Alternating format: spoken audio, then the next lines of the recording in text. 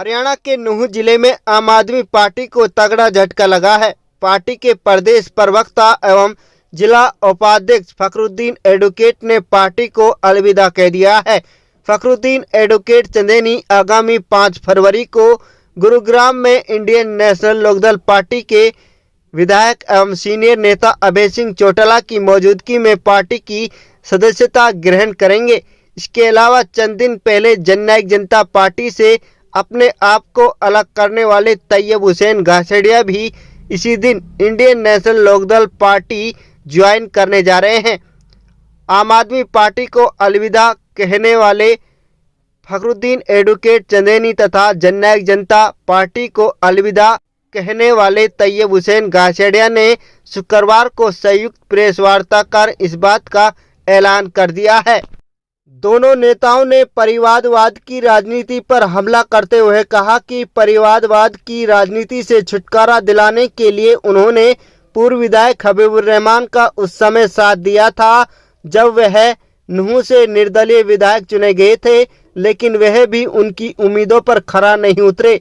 कुल मिलाकर अब नूंह विधानसभा की राजनीतिक लड़ाई बड़ी रोचक होती दिखाई दे रही है। यहां अब भाजपा और कांग्रेस में नहीं बल्कि इनेलो भी मुकाबले में आ गई है। यहां त्रिकोणीय मुकाबला होने के आसार पूरी तरह से जग गए हैं।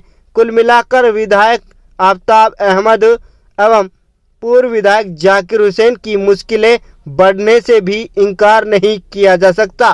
पिछले 1 वर्ष में नूंह विधानसभा से अब तक 4 बड़े राजनेताओं ने इनेलो में आस्था जताई है। पहले तो सभी पत्रकार साथियों का आज की इस प्रेस वार्ता में बहुत बहुत स्वागत है। आप लोग अपना कीमती समय निकाल कर यहाँ आए, आपका बहुत बहुत धन्यवाद। और आज इस महत्वपूर्ण प्रेस वार्ता जो इसलिए बुलाई गई है कि नए नए राजनीतिक समीकरण बन रहे हैं और जैसे कि आम आदमी का गिरता हुआ ग्राफ को और जो 2 बड़े नेता हमारे छोड़ गए हैं, तो हम भी आज अपने वर्करों से राय मशवरा करके आज आम आदमी का मैंने इस्तीफा दे दिया है। मैं जिला के उपाध्यक्ष पद पर और प्रदेश में प्रवक्ता के पद पर था और मैंने इस पार्टी को आज अलविदा कह दिया है और आने वाली 5 तारीख को हम जो है ज्वाइंटली मैं और तैयब भाई ने जेजेपी से इस्तीफा दिया है अभी 2 दिन पहले ही। इंडियन नेशनल लोकदल पार्टी का दामन थामने जा रहे हैं भाई अभय सिंह के नेतृत्व में और इसीलिए आप लोगों को आज का समय लिया है आप लोगों से। अब लोकदल में पहले ही पूर्व विधायक हबीबुर रहमान, सौरभ कंकड़खेड़ी, तैयब हुसैन घासेड़िया जी और कई लोग ऐलान कर चुके हैं इनेलो में जी। तो टिकट के कई दावेदार हैं, आप चुनाव लड़ेंगे या संगठन को मजबूत करेंगे? देखो जी, बिल्कुल जो है चुनाव लड़ने की इच्छा है और जहां जितने दावेदार होते हैं उतना ही अच्छा रहता है। कंपटीशन का जमाना, जितने ज्यादा मजबूत करेंगे लोग साथी आएंगे और बाकी आदमी को इस निष्ठा से पार्टी ज्वाइन करनी चाहिए कि यदि टिकट मिल जाए तो बेहतर, नहीं तो जिसको पार्टी देगी उसके साथ रहेगी। इस तरह से खुलासा कर दिया था। फखरुद्दीन जी हमारे पुराने साथी हैं। जिस तरह इन्होंने आम आदमी का बखान किया, मैंने भी बताया था कि जो उम्मीदें जननायक जनता पार्टी से मेवात की जनता को थी सरकार में भागीदारी होने के बाद, और जो मुख्य समस्याएं मेवात से संबंधित थी, चाहे वो रोड की बात हो, 4 लेनिंग की बात हो, चाहे यूनिवर्सिटी की बात हो, चाहे इंडस्ट्रियल एरिया की बात हो, चाहे रोजगार की बात हो, चाहे बिजली पानी की दूसरी समस्याओं, दीगर समस्याएं जो मेवात में हैं उनकी बात हो, तो मैंने उस दिन पूरी तरह से खुलासा किया था आप लोगों के सामने कि उन उम्मीदों पर जो जननायक जनता पार्टी के जो नेता हैं वो पूरे नहीं उतरे।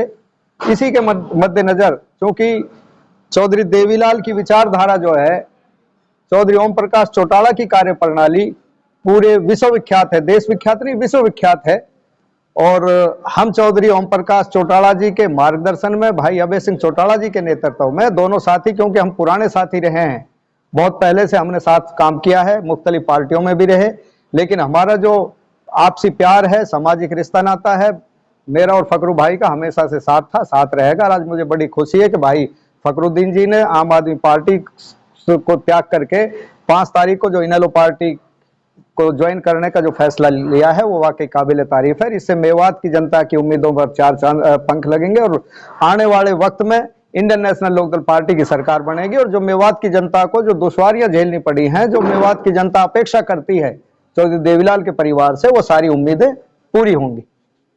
तैयब हुसैन जी साथ साथ हैं जी, पहले भी साथ रहे हैं, जी। अब भी साथ हैं, क्या भविष्य में भी ये जोड़ी साथ दिखेगी? बिल्कुल 100% साथ दिखेगी जी, चाहे हमें किसी लेवल की एक दूसरे के लिए कुर्बानी देनी पड़े, क्योंकि अब हमने तय कर लिया कि मेवात को विरासत की राजनीति से आजाद कराना है और विरासत की राजनीति से आजादी तभी मिल सकती है जब हम साथी कंधे से कंधा मिला करके इनके खिलाफ आवाज उठाएंगे और जनता में इनके क्रियाकलापों को लेकर के जाएंगे। क्योंकि आज जो मेवात के माथे पर पिछड़ेपन का कलंक लगा हुआ है, उसके लिए केवल और केवल मेवात की विरासत की राजनीति के वारिस जिम्मेवार है।